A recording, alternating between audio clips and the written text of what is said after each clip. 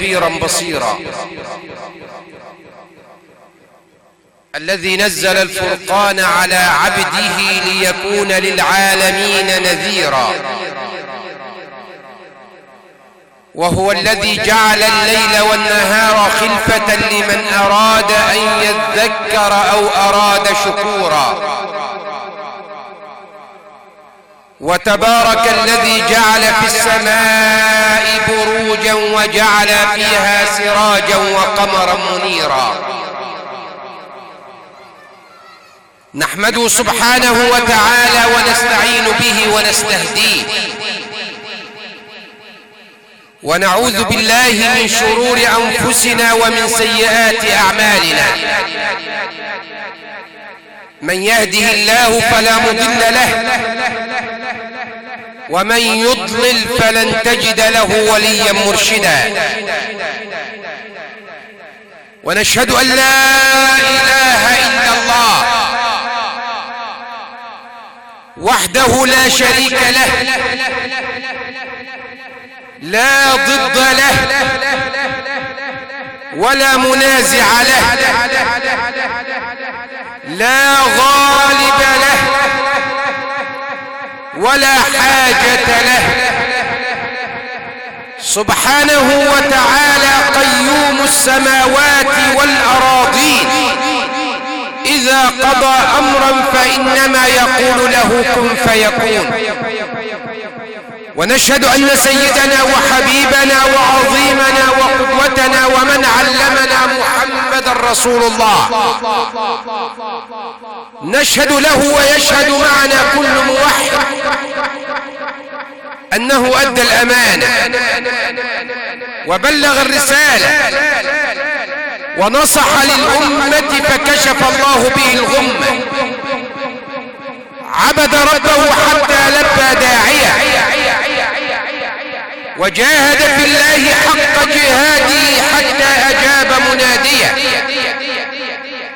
وعاش صلى الله عليه وسلم طوال أيامه ولياليه يمشي على شوك الأسى ويخطو على جمر الكيد والعنت، يلتمس الطريق لهداية الضالين وإرشاد الحائرين، حتى علم الجاهل وأمن الخائف وطمأن القلق، ونشر أضواء الحق والتوحيد في الأرض كلها كما تنشر الشمس أشعتها في رابعة النهار.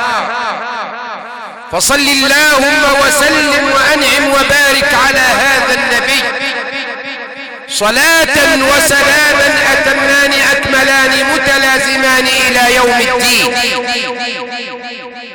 أحبتي في الله تعالى، بادئ ذي بدء ندعو المولى تبارك وتعالى أن يتم هذا الزواج على خير.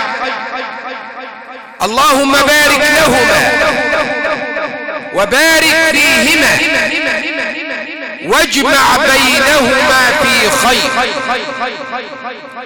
أيها الإخوة الموحدون، اهتم الإسلام بتكوين الأسرة، فتحرك نبي الإسلام مع هذه الأسرة منذ بداية تكوينها خطوة بخطوة. فرغب الإسلام الشباب في الزواج، ووضع النبي صلى الله عليه وسلم شروطا على أساسها يصلح الرجل أن يكون زوجا، ووضع أيضا شروطا إذا ما تحققت في المرأة صلحت أن تكون زوجة. لأن الأسرة إذا كان عمادها لا إله إلا الله محمد رسول الله مبنية على سكن ومودة ورحمة، كانت أسرة طيبة مباركة نشأ فيها نشء صالح لنفسه بارا بوالديه صالحا لمجتمعه.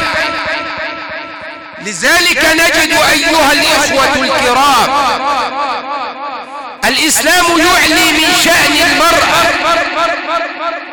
ويرفع من قدرها. تعالوا بنا ننظر كيف كرم الإسلام المرأة.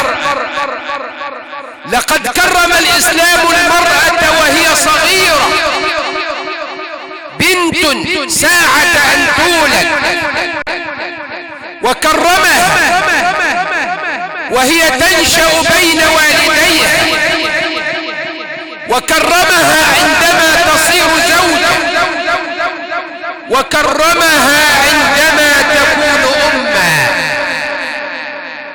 فجعل الإسلام الرجل الذي يغضب إذا ما أنجبت زوجه أنثى يعاتبه ربنا في القرآن بقوله: وإذا بشر أحدهم بالأنثى ظل وجهه مسودا وهو كظيم. يحكي لنا الله في قرآنه ويصف لنا المشاعر التي تصاحب بعض خلق الله ساعة أن يبشر بأنثى.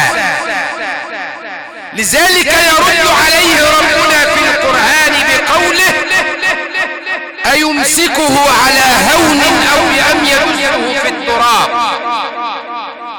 وأيضا في سورة آل عمران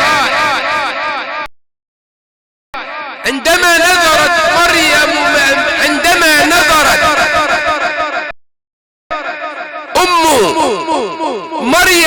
في بطنها لله،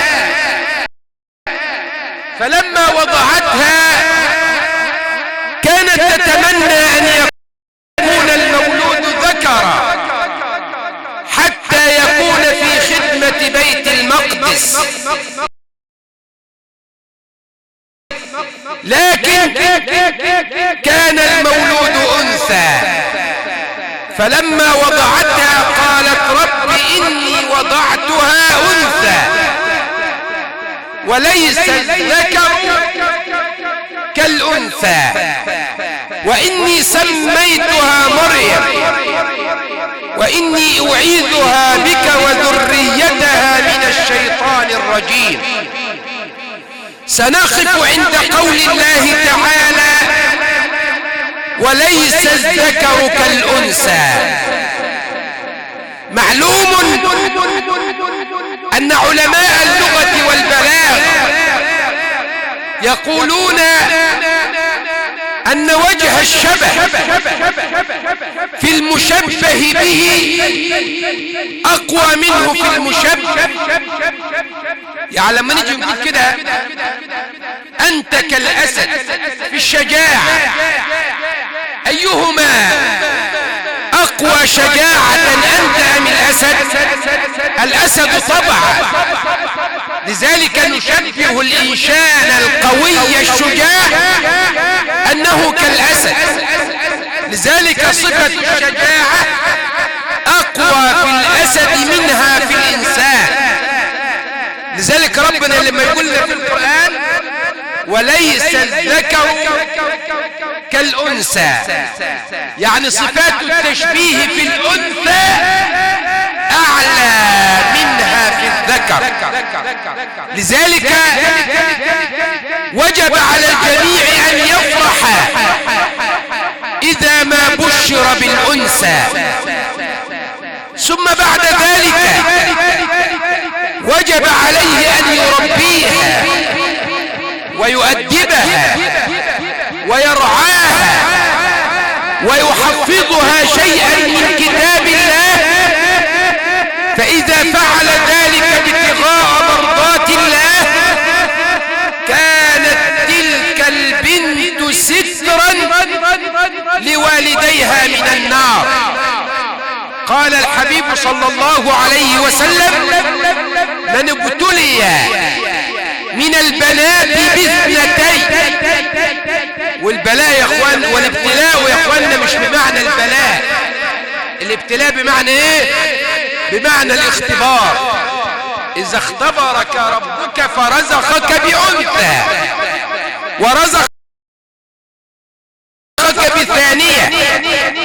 قال النبي صلى الله عليه وسلم: من ابتلي من البنات باثنتين فأدبهن وأحسن إليهن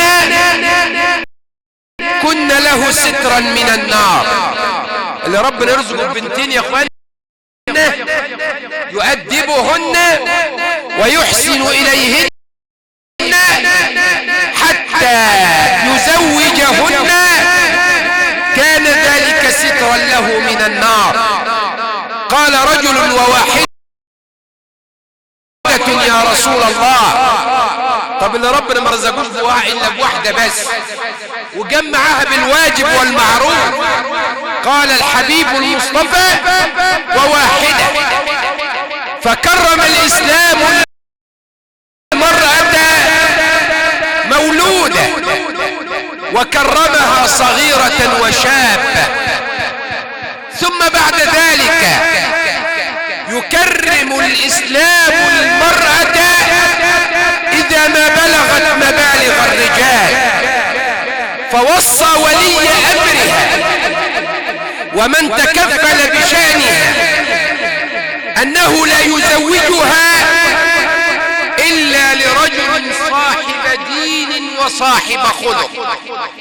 لما ربنا يجعلك وليا على بنت ابنتك أو أختك أو كريمتك، اوعى تجوزها لأي حد، لابد أن تختار لها زوجا صالحا.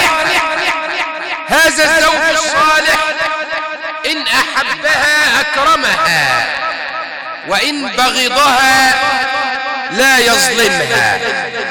أنت بتكون سبب في هذا الاختيار. قال لكم الحبيب المصطفى صلى الله عليه وسلم: إذا جاءكم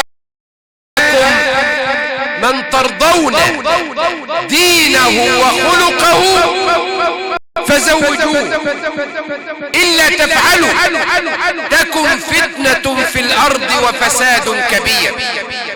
وصى الإسلام أولياء الأمور بحسن اختيار أزواجا لبناتهم. ثم بعد ذلك يعلمنا نبي الإسلام صلى الله عليه وسلم أن الرجل إذا ما تزوج بامرأة صالحة عندها قد استكمل شطر دينه. شوفوا تكريم المرأة للمرأة، تكريم الإسلام للمرأة وهي شابة زوجة.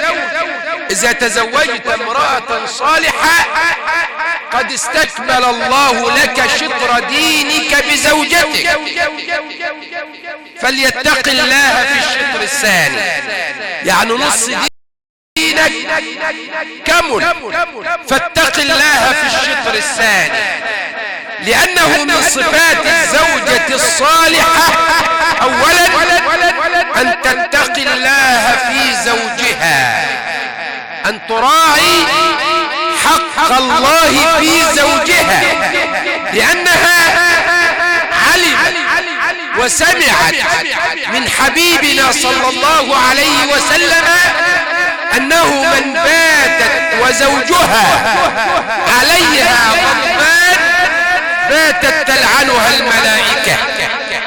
الزوجة الصالحة سمعت الحديث ده من رسول الله صلى الله عليه وسلم، لذلك تسعى دائما أبدا لمرضاة زوجها بعد مرضاة ربها.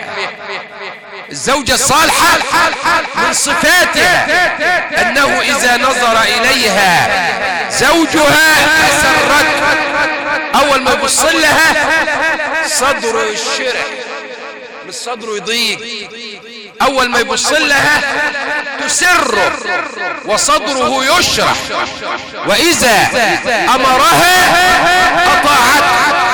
لما يقول لها كلمة تقول له سمعا وطاعة، لا تجادله ولا تعصي له أمرا. إذا أمرها أطاعته، وإن غاب عنها حفظته في نفسها وفي ماله وفي عرضه وفي أولاده. لذلك يا أخوانا اللي معاه بنت لابد أن يعلمها كيفية التبعل للزوج وحسن التبعل للزوج. لابد لكل أم أن توصي ابنتها وتعلم ابنتها كيف تكون زوجة صالحة. ومن أجول ما روت كتب الأدب في وصايا الأم لابنتها في ليلة زفافها ما روي أن ملك كندا، كان في ملك يا اخوانا من ملوك اليمن، سمع عن امرأة جميلة يقال لها أم إياس إمامة بنت الحارث، فطلب من خاطبة عنده يقال لها عصام. ملك كندا سمع ان في امرأة جميلة ومؤدبة ومثقفة ومتدينة يقال لها إمامة بنت الحارث، بعث إليها من يخطبها، بعت لها واحدة خاطبة اسمها عصام. قال يا عصام اذهبي فانظري أمر هذه البنت. فركبت عصام حتى وصلت إلى أمها فحدثتها وأخبرتها الخبر. قالت لها ايه؟ ملك كندا يريد أن يخطب ابنته، بس بعتني إن أنا أشوف بنتك قبله. فنادت هذه المرأة الصالحة على ابنتها أم إياس وقالت يا بنيتي هذه خالتك قد أقبلت، خالتك دي فلا تخفي عنها شيئا، وريها اللي هي عايزة كل اللي تشوفه. فنظرت عصام إلى أم إياس ثم أخذت الخبر وانتقلت إلى ملك كندا، فنظر في وجهها وقال ما الخطب والخبر؟ ايه الاخبار؟ قالت يا ايها الملك افضل مخض عن الزبد. المخض اللي هو يا اخوانا احنا كلنا عارفين الست زمان كانت بتخض الجربة لما تطلع زبدة يقول لك ايه دي جابت نتيجة. افضل مخض عن الزبد، انا جبت لك ايه نتيجة كويسة. عندها بعث من يدفع لها مهرها فخطبها حتى جهزوه لها، حتى كانت ليلة زفافها، ليلة الحنة يا اخوانا زي ما بنسميها في العصر الحديث. تعالوا نشوف الام الصالحة التي تربي ابنتها كيف تكون زوجة صالحة. في ليلة عرسها اجتمعت الأم بابنتها ووصتها بوصايا عشر. كتب الأدب بتسميها الوصايا العشر، وصايا وجب على كل امرأة تجهز ابنتها أن تجعل هذه الوصايا في جهاز ابنتها. اللي عايزة تربي بنتها صح لازم تكتب الوصايا دي وتحطها في الجهاز بتاع بنتها، كأنها تحطها في شيء من حاجات النيش، تعلقها قدام ايه بنت. لابد ان تحفظها البنت عن ظهر قلب وتطبقها كي تكون زوجة صالحة لزوجها. قالت المرأة لابنتها، صلوا على رسول الله. شوفوا المرأة بتوصي بنتها ليلة الحنة، ليلة العرس بتاعها، تقول لها ايه؟ اي بنية، يا بنيتي إنك غدا ستفارقين البيت الذي فيه نشأت والعش الذي فيه درجت إلى بيت لا تعرفين وقرين لا تألفين. انت هتسيب البيت بتابوك والعش اللي اتولدت فيه، هتروحي لبيت جديد اول مرة تشوفيه، وهتعشر راجل لم تعرفيه. اي بنية لو تركت الوصية لذي ادب لتركت ذلك منك. لو كانت الوصية تترك بسبب الادب انت ما كنتش محتاجة وصية، ده انت مؤدبة ومعلمة اصلا، ولكن الوصية تذكرة للغافل. اي بني لو استغنت امرأة عن الزواج بغنى ابويها وشدة حاجتهما اليها لكنت اشد الناس غنى عن الزواج. لو كان فيه مفر من الزواج بسبب ان الوالدين محتاجين له لابنتهم او هم اغنياء كنت اول واحدة يطبق عليها هذا القانون. ولكن اعلمي ان الرجال للنساء خلقنا ولهن خلق الرجال. الرجل كمله الله بالمرأة، والمرأة يكملها ربنا تبارك وتعالى بالرجل. لذلك حبيبكم المصطفى صلى الله عليه وسلم يقول ايه؟ لو أفنى الله الكون، صلوا على رسول الله، النبي صلى الله عليه وسلم يقول ايه؟ لو الدنيا كلها خلصت ولم يبقى إلا عرق رجل بالمشرق وعرق امرأة بالمغرب لحن كل منهما إلى الآخر. الحنين والعلاقة بين الرجل والمرأة علاقة غريزية وفطرية، لكن جاء الإسلام وحدد لها الطريق الصحيح لتلك العلاقة. أي بني لو كانت النصيحة تترك لذي أدب لتركت ذلك منك، ولكن النصيحة تذكرة للغافل. أي بني احفظي عني خصالا 10 يكن لك زخرا. أنا أقول لك 10 وصايا هينفعوك. أما الأولى والثانية فالمعاشرة له بالقناعة وحسن السمع له والطاعة.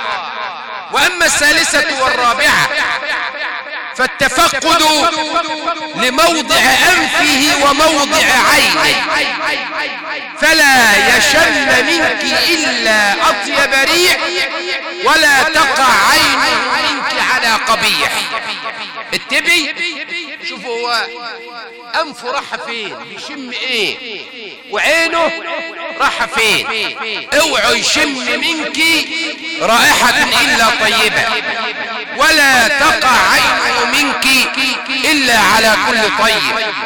وأما الخامسة والسادسة فالتفقد لموضع طعامه وموضع نومه. اتبي واعرف ميعاد نومه ميتة وميعاد أكله ميتة، فإن تنغيص النوم مغضبة. الواحد لما يبقى نعسان أما يبقى عايز يتجوب بهدى حواليه. تنغيص النوم مغضبة وحرارة الجوع ملهبة. لما يبقى الواحد جعان مش يبقى شايف قدامه ويبقى متنرفز. وأما السابعة والثامنة فالإرعاء على حشمه وعياله والمحافظة على ماله.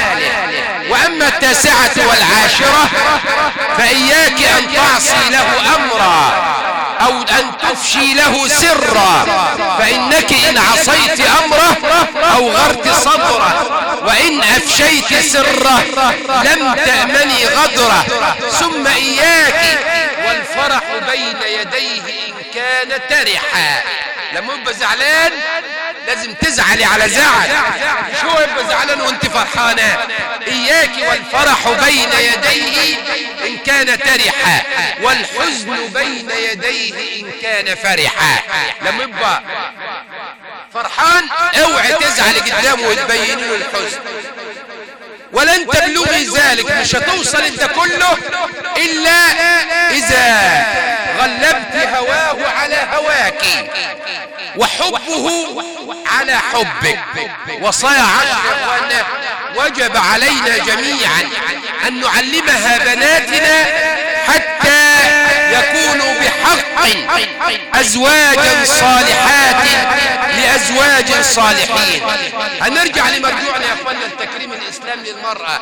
كرم الاسلام المرأة مولودة، وكرمها طفلة صغيرة، وكرمها شابة، وكرمها زوجة، ووضع لها التاج فوق الرؤوس عندما تصير أمة. تخيلوا يا اخوانا انت بتصلي وبتصوم وبتحج وبتعمل اعمال الخير كلها، كل ده عشان تروح فين؟ حتى تدخل الجنة. انت بتدعو ربنا تقول ايه؟ اللهم اني اسألك الجنة وما قرب اليها من قول او عمل. تخيلوا الجنة دي يا اخوانا اللي ربنا علمنا ان فيها ما لا عين رأت ولا أذن سمعت ولا خطر على قلب بشر، يجعلها الله تحت أقدام الأمهات. المرأة لما تصير أم ربنا يجمع الجنة كلها ويخليها إيه؟ ويخليها تحت رجليها. أما إذا ماتت المرأة، طب لما المرأة تموت ينادي مناد من قبل الله تعالى: يا ابن آدم قد ماتت من كنا نكرمك من أجلها فاعمل عملا نكرمك من أجله. لما تموت أم العبد ينادي مناد له من قبل الله تعالى: واللي كنا بنكرمك بسببها قد ماتت فاعمل عملا نكرمك من أجله. ندعو الله تبارك وتعالى أن يؤلف بين الزوجين. اللهم أتم هذا الزواج على خير، آمين آمين يا رب العالمين. والعاقبة عندكم في المسرات. أقول قولي هذا وأستغفر الله لي ولكم.